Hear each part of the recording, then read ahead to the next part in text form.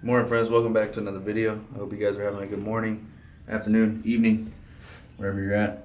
It seems that the vlogs always start right here on my balcony. I don't know why. It's not intentional. It never is. But today we're going to be talking about a lot of stuff, a lot of important details, and that's mental health in the military.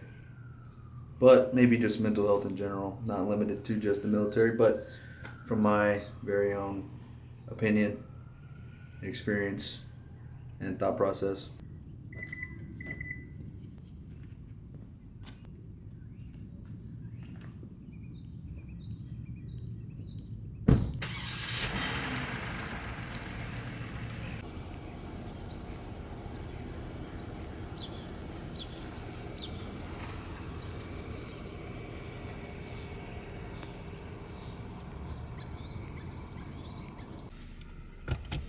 Alright, friends, on the topic of mental health, I just so happened to have a therapy appointment this morning. So I showed up to work for probably about an hour, and now I'm on my way en route to my therapy appointment. So this one specifically I've been seeing for probably 2 years, pretty consistently as of lately. It's typically been a part of my weekly routine. At least one day a week I will go, and it's about an hour session. Even if there's nothing wrong with me, it's still a good practice, and I would say that for anybody. There's a huge stipulation that to go to therapy means that something's wrong with you, or you're weak, or whatever the case. And that could not be farther from the truth. I go whenever there's nothing inherently wrong in my life. I go when things are good. I go when things are mid. I go when things are shit. And so it just becomes a practice to be able to articulate what life is like. You gain a lot of internal reflection through therapy. Like, you don't go just to get answers all of the time. You go to receive questions, good questions to ask yourself and to digest and to sit on and reflect on. And so the value in therapy is not just going and getting answers. Like, your therapist is not a fortune teller, is not a genie in a bottle. It requires you to also put in the work behind the scenes. And so it's a good practice to implement. If you're in the military, I'd highly recommend you go. If you're in the local area and you know who I am personally, hit me up. No questions asked. I will send you the number.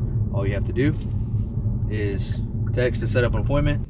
My therapist specifically is not related to the military at all. She's a civilian.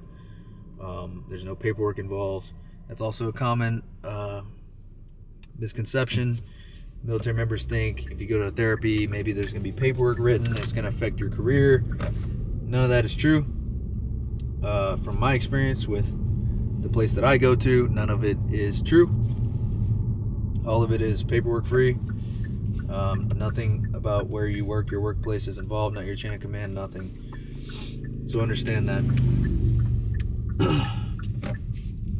And then if you're not in the military, I know that therapy is expensive, and it's unfortunate, but gratefully we live in the age of technology and like information and AI. And if you've never considered using AI to help you gain some clarity in your life with personal issues, I'd recommend that too, because I sure have done it. Try and get to the bottom of why I think the way that I think and feel the way that I feel. And AI happens to know a lot of things that might really help you with trying to understand yourself better internally, like emotionally. But really, just venting and getting things out is therapeutic by nature. It doesn't have to be in front of a therapist. It doesn't have to be in front of somebody that's gone to school and is a professional, you know what I'm saying? Like, honestly, we all have like those people in our lives that are the closest to us. So maybe just being more vulnerable with them, people that you trust, can achieve you the same result. We tend to get so lost up here in the land of thoughts, and anxiety and depression also live up here, and we might not even realize it, but if those thoughts go untrained, you start to lose it a little bit, and then out of nowhere you're like, oh my gosh, I'm in a funk. I am rock bottom mentally. I'm burnt out. And it creeps up because nobody else can see what's going on up here. Half the time, we don't understand what's going on up here.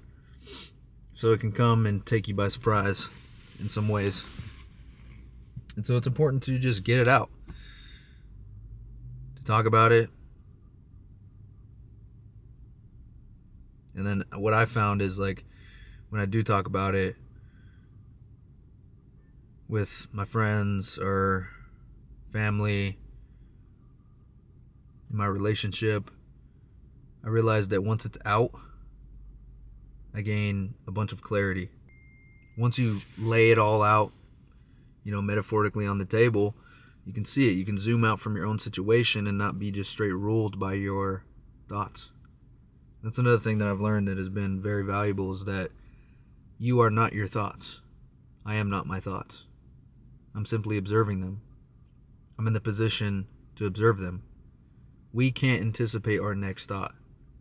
And the human mind thinks at like 3,000 to 4,000 thoughts per minute, is capable of thinking of that many thoughts a minute. And so there's no possible way that we are our thoughts. We are simply observing them. And so with that in mind, with that mental construct, that concept, you are not ruled by them. You are not owned by them. They are simply something you can observe and see and feel, but not identify with and not align with totally as a person. And so, you guys, I don't have no script for these videos. I try sometimes to structure them out, and then I end up just not, because I think it's more genuine, it's more real whenever it's just coming off the dome. So I'm not exactly sure where this video actually left off at. I'm actually picking the camera back up about a week later, maybe even longer, a week and a half. I know that the last clip was talking about therapy and the stipulations around it. And I guess why I'm just now coming around to picking up the camera again is because I too struggle with mental health, just like everybody else. It's not a thing that only haunts certain people, depression or states of depression or things that are similar are very isolating. They're very villainous in some ways. And so I guess that's what makes me qualified to make this video. As we speak, tomorrow is my 22nd birthday, which is ridiculous and crazy and all of the above. The past 2 years of my life have been so transformational. I've paid so much attention to myself. I've paid so much attention to my life and everything in it, and where I want to be and who I want to be, most importantly. And I've just realized in the military, and not even outside of the military, there's so many people that are hurting. There's so many people that are lost. And so it's not a military issue. It's a people issue. It's a us issue collectively. It's a world thing. So on a world level, we're all hurting somewhere. We're all unhealed somewhere. And it's okay. But what's not okay is to never change, just remain hurt, and continue to bleed over people that were never involved. There's that old saying that hurt people hurt people. And I think that proves itself to be true time and time again. You guys, beautiful things happen in your life whenever you look for beauty and move in love, move in gratitude. Something very profound, since we mentioned my birthday and what I've learned in the last 2 years, is that nothing that you're lacking or nothing that you're looking for is ever far out of reach. That person will make you happy. That car that you dream about, that house you dream about, this picture perfect thing in your mind will not make you happy. The insignificance that you feel in your life now will follow you wherever you go, with whoever you're with, driving whatever you're driving, and sleeping in whatever home you dream of. All of that is illusion. All of that is vanity. The real riches, the real wealth in life, the real love that you're actually looking for is found within first, and then reflected outwardly into the world that we all operate in. And so I guess on my 22nd year on this earth, I want to be better at gratitude, being present,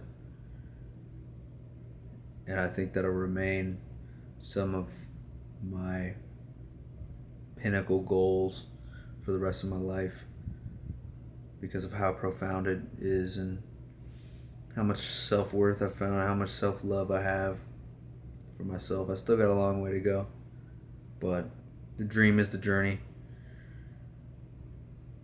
You know, some of you guys might be watching that are thinking about joining the military. You might be from a shithole town. Let me just tell you, you running away to the military, joining the military is not going to solve your problems. They will follow you. And so it's better to be aware and address them now. All of the things that you dream about, leaving home, doing cool stuff, killing bad guys, whatever you might think is in that dream, that void that you feel now as a 16, 17-year-old person will maybe get suppressed, but will evolve in the shadows. And so it's very vital that you address them. And if you don't know how to address them now, just be aware of them now, because they will resurface. You might spend some nights alone on a Saturday or Friday night. I remember this feeling, polishing boots, thinking about my old life when I would hang out with certain friends Fridays and Saturdays, and quite frankly sit there feeling like all FOMO. What am I doing? I've since tamed that void, but it never went away. It evolved, and only until I addressed it, found peace with it, visited home a bunch, have gained clarity on the situation, and that void has been filled, that wound has been healed. It takes a while to get to a point where you're like, you know what? I could just never go back home. It's not because you don't love anybody back home. You love them still. But you're just growing very differently. So you grow very differently to your life back home, or what you remember of it. You come to this state of peace. You come to this state of, oh, it was here all along, and I actually have everything I need. And I don't need to miss a place. I don't need to miss a feeling or a state of being like I was. And so it sounds so simple, but it's also so complex, that being where your feet are, loving yours like that J. Cole song, being grateful, not anxious, not forward thinking, not depressed, not rearward thinking, but right now thinking. That is where peace is found. And it's so profound that everything you've been looking for is already here. No matter what kind of God you believe in, they're omnipresent, they're omnipotent. You just have to find that love within yourself. You gotta find that enoughness, that level of enoughness within yourself. And then, as a result of discovering it within yourself, you then can reflect and see it everywhere else in life. You can only know someone as well as you know yourself. You can only love someone or something as well as you love yourself. But you guys, I was randomly inspired. Not randomly. I was inspired by Cody Alford, somebody that I've been tracking for a long time, watching his social media clips, YouTube videos. So I give the credit to him to inspire me to pick up the camera just for 10 minutes, say what I needed to say, and finish out and close this video out. But if you like this kind of content, you resonated with what I said, hit that like, leave a comment, subscribe please. And also I want to shout out to all the new people that subscribe to my YouTube channel. I really appreciate that. Most of you guys I think came from TikTok. I hope that video helped you guys. Until the next video, peace.